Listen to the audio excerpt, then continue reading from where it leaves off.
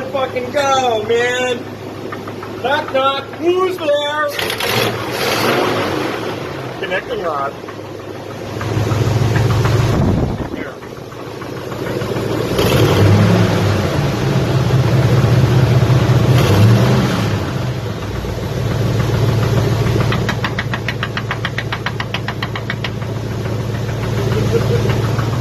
Hey!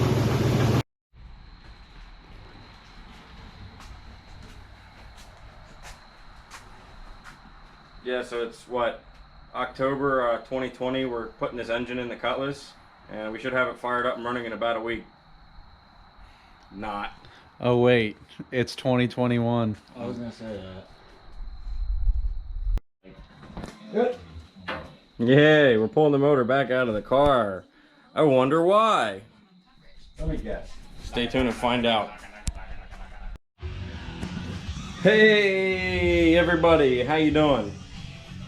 I'm doing great. I got some good news, some bad news, and some worse news. I think I'll start out with the good news. The good news is that we figured out why the Cutlass keeps burning up distributor parts. At first, it lost a condenser. We fixed that and it ran. And then it broke down again. Then we put a coil in it. We changed the cap and rotor. It turned out that the coil in the cap was no good. And then it ran again, as you'd seen on the last update, if you watched it. That's the good news. The bad news is that me and Riley were just out on the highway tonight driving the 69 Electra around, and it started knocking really bad. And the oil pressure just kept going down, down, down. We finally made it to his house and it shut off in his driveway and it couldn't restart. You crank it and it would just go. Temperature was low though. It was, the gauge is reading 195 on the temperature gauge, which is good. It's just that his motor's now blown. That's the bad news. The worst news is that radio's loud.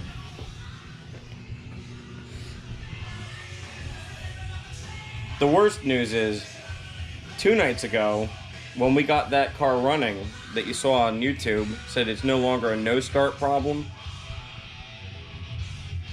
We were gonna take the Camaro to the storage unit before it rained, and Dad followed me over there with the Cutlass so he could pick me up.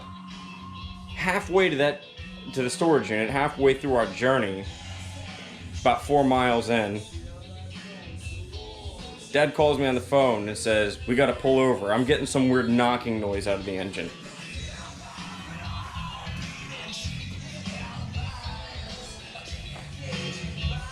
Sorry, Sebastian Bach.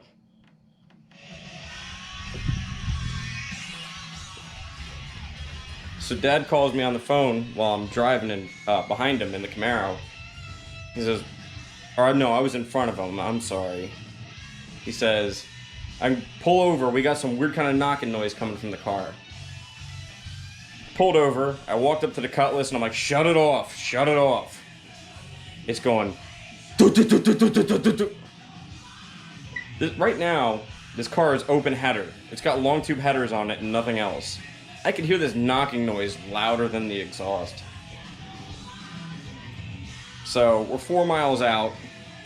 We limp it home. Shut the key off at every traffic light, every red light, which is probably 8 or 10 of them. Every red light, shut it off, restart it, go.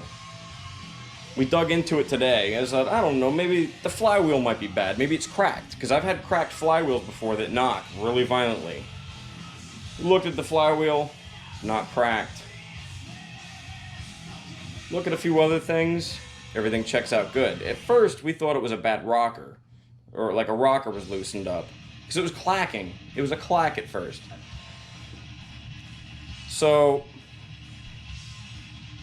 it's clacking pretty good, and then it turns into a knock. Today, the same day Riley's car died, ironically, it's like an omen. I took the oil filter off, I didn't even drain the oil. There's still a full house in the oil pan. I drained the oil, or I took the oil filter off, and we cut it open. And I'm not entirely sure what the prices of gold are right now, but I think I'm rich because I have an oil filter full of golden nuggets.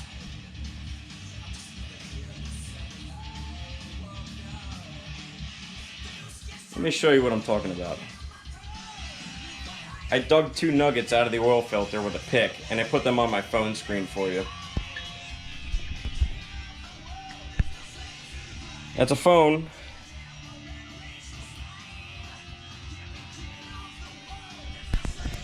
It kind of looks like raw tobacco, doesn't it? Only problem is tobacco doesn't shine or glisten in the light, but let's look at it again. Oh wow. Oh wow.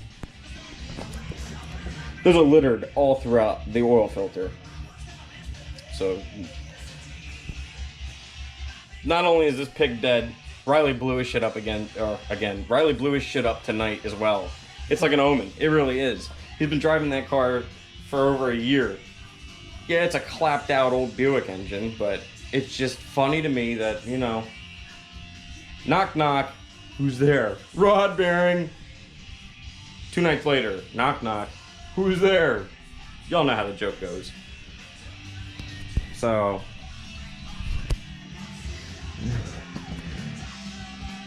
valve covers are off because, you know, we wanted to check all the rockers because it was a clack.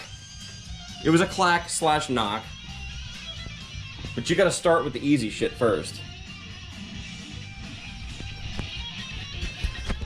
We checked all the rockers and they have not been tightened down since we put the motor together. And they're roller rockers, so when you put the motor together, you zero lash everything and you swing it over a half turn, and you know how it goes. But the car, I think the car has maybe 300 miles on it, tops. There's no way. It's maybe 200 miles of easy in-town putting around. No drag racing, no beating on it. It's a brand new motor. We're just easing it around town. So like, alright, the rockers probably need readjusted. That's probably what it is. Found 3 loose rockers that were semi-loose. Put that back together. Started up, still. What the fuck? That's too loud to be a rocker. That can't be a rocker.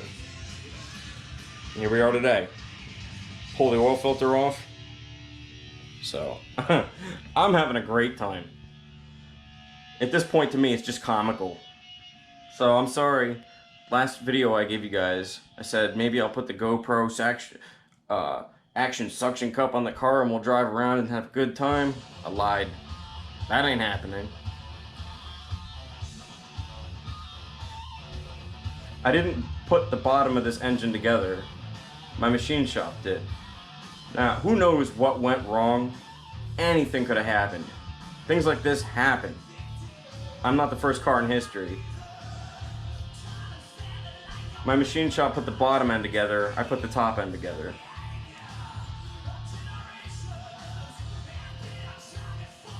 So I've got a wild and wicked and awesome adventure in front of me of getting this motor out of the car, and the headers are just the worst to install. Getting them off will probably be okay, but putting them on is going to be the worst. I gotta go down to my machine shop tomorrow, and I gotta bring them this oil filter I have in a bag and explain what is going on, and I gotta give that to them.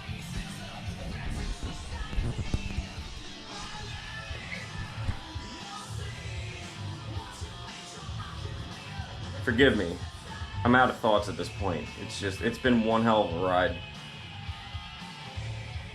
I got Kyle's 82 Camaro to deal with. I got my 84 Z28 to deal with. The Mustang's been good though.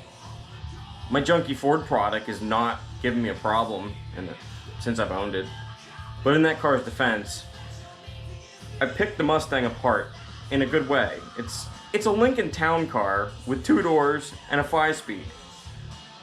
So, I mean, New York City, they run them as taxi cabs for 500+ thousand miles. That's why that car is good. Like I said, if it was a Mercury Sable or a Ford Taurus or something, that would have been in the junkyard years ago. So I give credit where credit is due. But my junky Camaro is giving me suspension and transmission problems. The Mustang's blown up in under 300 miles. Or the Cutlass is blown up in under 300 miles, and the Mustang keeps charging on solid. So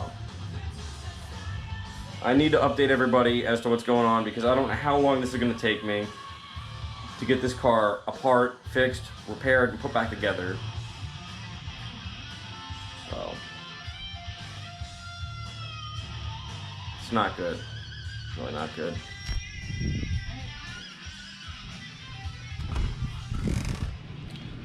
I have been flirting with the idea of putting the 350 back in the car, selling the 455, and selling my Camaro, and buying myself a nice 79 or 80 Trans Am special edition Y84 car.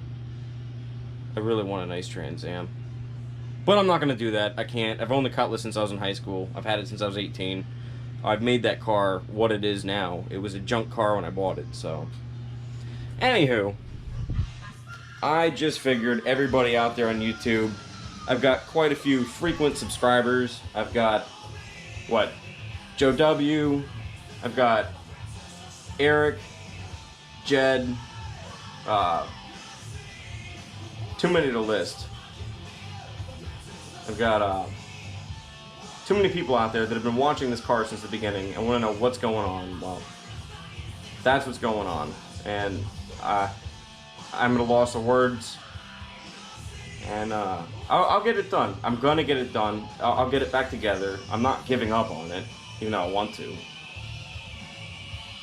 I'm not stubborn. I'm determined. There's a difference. So, anyway, I will see everybody in the future with future videos of other junk aside from this. But just remember, in the end of the day, it's all junk. It's just what junk do you choose to drive. So I'll see everybody later, and take it easy. I'll catch you on the next one. I almost forgot to mention, the reason the car kept eating distributor parts is Dad actually spotted it the night the car started knocking. Halfway through our journey, we stopped at a buddy of his house. He wanted to show the car off to his friend. And in the guy's driveway, he's like, these headlights are really, really bright. Like, way brighter than they should be. Everything's bright. Wow, the high beams are really bright. Even the side marker lights are bright.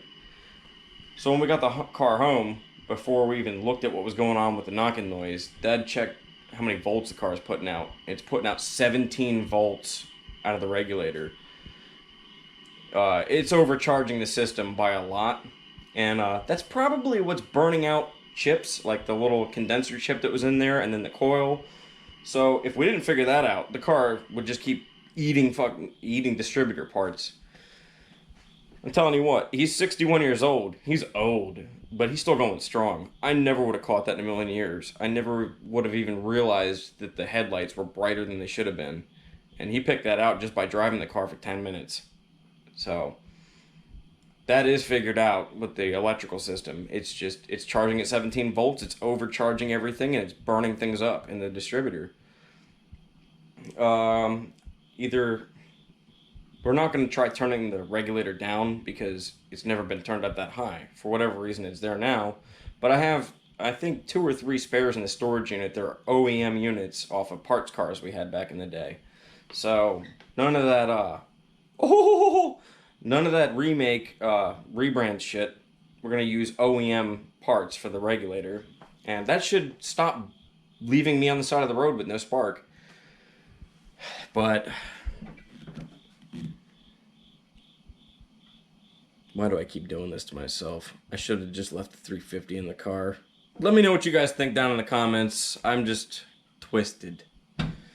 Have a good night, have a good day, whatever. I'll see everybody later. Take it easy.